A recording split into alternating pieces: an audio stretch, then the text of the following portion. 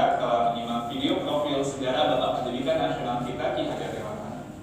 Pada kesempatan ini, izinkan saya untuk memaparkan refleksi saya terkait pemikiran Ki Hajar Dewantara untuk membuat kita lebih memahami impian besar beliau untuk membawa anak Indonesia mencapai kemerdekaan belajar.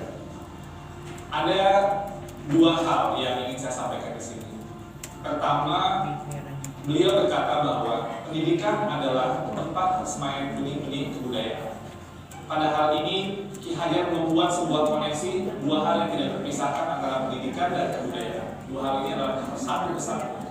Menurut Ki Hajar, untuk mencapai kebudayaan yang kita mimpikan, peradaban bangsa yang kita cita-citakan, pendidikan adalah fondasinya, atau dengan bahasa Ki Hajar adalah tempat persemaian benih-benih kebudayaan.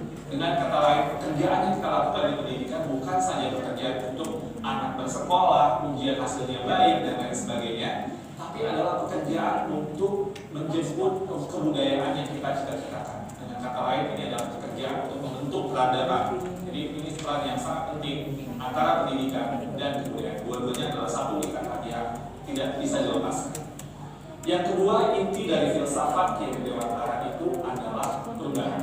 Dalam hal ini, bagi saya, analogi yang tepat untuk filsafat Ki Hajar Dewantara itu adalah seperti tata surya, selalu bergerak, selalu tidak pernah berhenti dari waktu ke waktu, dia tidak pernah statis. Karena itu bagi Ki Hajar, kebudayaan tidak boleh statis, harus terus bergerak.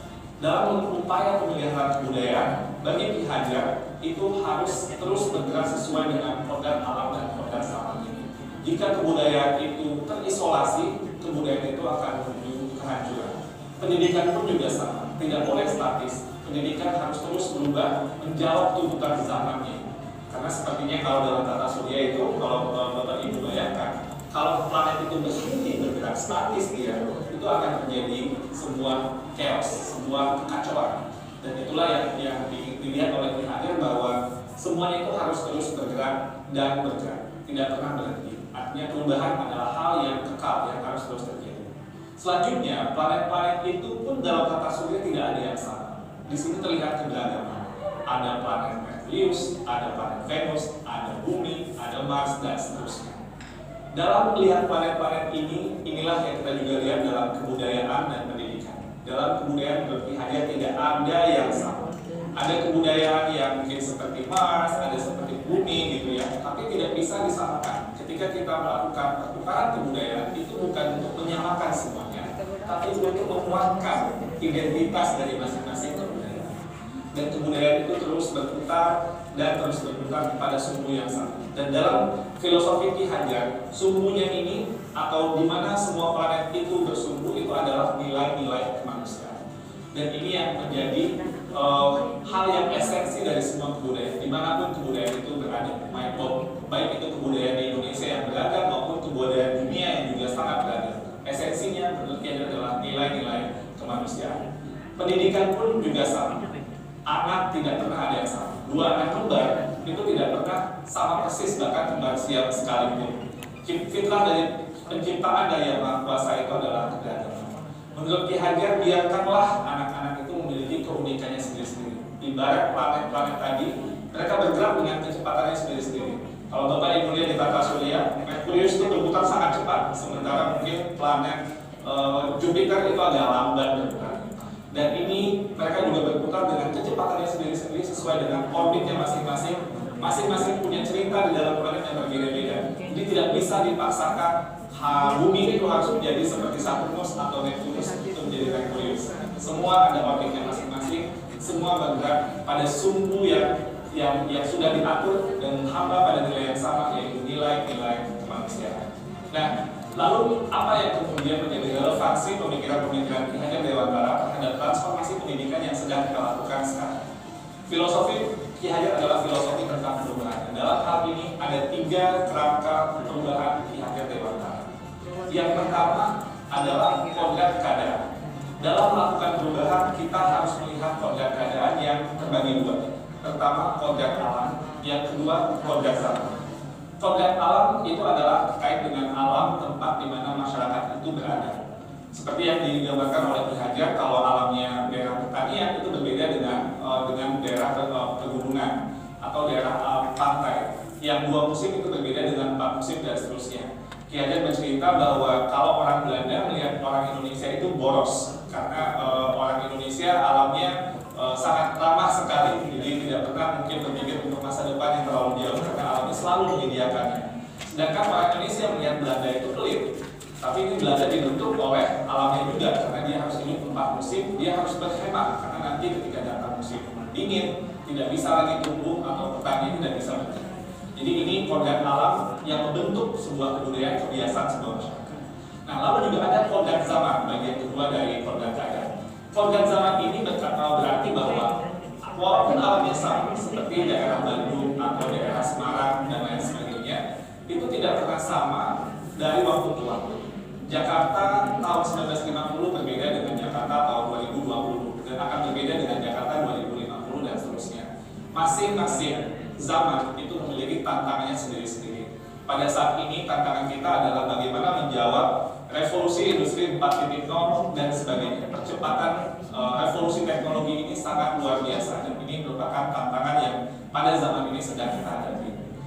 Lalu yang kedua adalah prinsip melakukan perubahan. Kalau tadi kodrat keadaan, yang kedua ini prinsip melakukan perubahan. Di sini ada yang namanya azas trikon, kontinuitas, konvergensi, dan konsentris.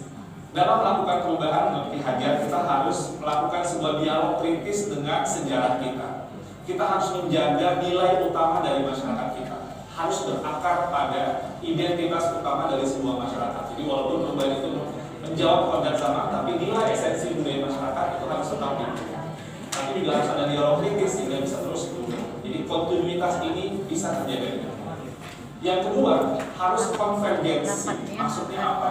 Perubahan-perubahan yang kita lakukan itu harus menuju pada suatu titik yang memperkuat nilai-nilai kemanusiaan.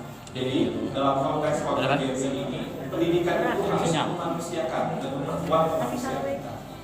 Yang ketiga, konsentris. Jadi walaupun menuju pada nilai-nilai yang sama, yaitu suhu yang sama, tapi kita tetap harus menghargai keragaman yang ada. Karena kalau konsentris itu ibarat planet tadi, dia berputar sesuai dengan suhunya, sesuai dengan orbitnya, tidak bisa dicampur-campurkan. Karena itu pendidikan itu harus menghargai keunikan. Karena itu juga pendidikan itu harus memerdekakan. Biarkanlah masing-masing berputar pada suhunya, beredar sesuai dengan orbitnya. Menurut kata Ki Hajar, pendidik itu ibarat petani. Petani itu dia bercocok tanam, dia memiliki banyak sekali misalnya bibit. Ada bibit padi, ada bibit jagung, ada bibit kedelai. Yang padi tumbuhkanlah dia sebagai padi. Jangan menumbuhkan padi itu berharap menjadi jagung, tidak akan pernah jadi seperti itu. Dan jangan pula memelihara jagung dengan ilmu memelihara padi, tidak jadi tumbuh kembangnya jagung itu. Jadi masing-masing itu sesuai dengan kodratnya, dan itulah keragaman yang dihadapi oleh para pendidik dalam konteks kehidupan sehari-hari. Lalu yang ketiga, apa yang berubah? Yang berubah di sini adalah budi pekerti. Maksudnya ini apa? Ada 2 kata di sini. Ada budi, ada pekerti. Budi itu menurut bahasa Ki Hajar ada 3 komponen, yaitu cipta, rasa, dan karsa. Cipta itu artinya pikiran, rasa itu perasaan, karsa itu adalah kemauan, dan pekerti. Pekerti itu maksudnya tenaga atau raga. Dalam filosofi pendidikan Ki Hajar, ini harus seimbang terjadinya perubahan tersebut.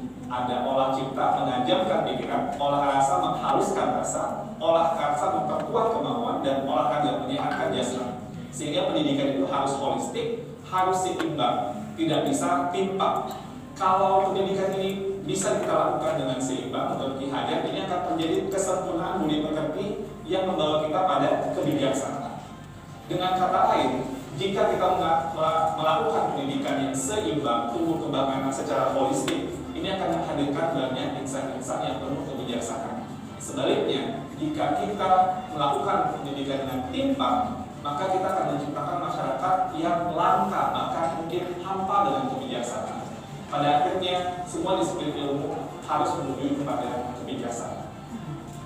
Dan relevansi yang kedua dari apa yang kita pelajari dari filosofi Ki Hajar adalah keharusan untuk memandang anak dengan rasa hormat, berorientasi kepada anak. Jadi apa tujuan pendidikan kita? Itu adalah murid. Jadi Seperti hadir semua yang kita lakukan di bidang pendidikan dan para pendidik itu harus berorientasi penuh kepada dengan bahasa Ki Hajar salah satu azas dari kalangan siswa, bebas dari segala ikatan, dengan suci hati mendekati sang anak, tidak untuk meminta suatu hak, namun untuk berhamba pada sang anak. Kata-kata berhamba pada sang anak adalah sebuah analogi, tapi memiliki kedalaman nilai yang luar biasa. Bahwa Ki Hajar, seorang yang sangat ditokohkan, melihat bahwa berorientasi kepada anak ini adalah hal yang paling utama, paling esensial bagi kita para pendidik. Semoga refleksi singkat ini bisa menjadi sebuah inspirasi bagi Bapak Ibu semua calon-calon guru penggerak yang saya banggakan. Terima kasih Bapak Ibu penggerak, salam bahagia.